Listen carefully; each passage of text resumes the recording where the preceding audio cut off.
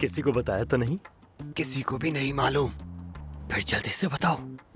गिजिम के रिश्ते की बात चल रही है लड़के से, अरेंज मैरिज टाइप चीज। हाँ, तो गिज़म ने क्या कहा? उसने उन्हें बुलाया क्या? नहीं, और क्या बताऊं मैं आपको भाई, अब मैं उसका पीछा करता रहूंगा क्या? ये कोई बड़ी खबर नहीं। वो खूबसूरत लड़की है, उसका रिश्ता आना मामूली सी बात है। लेकिन वो इस तरह को देखो, अगर वो शादी के लिए इसका हाथ मांगने आए तो ये बड़ी खबर होगी।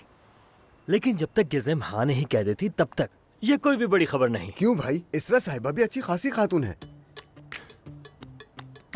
मेरा मतलब एक अच्छी इंसान, बहुत अच्छी इंसान है। हाँ वो तो ठीक है, लेकिन मेरा मतलब था कि गिज़म का मुकाबला नहीं। चलता हूँ।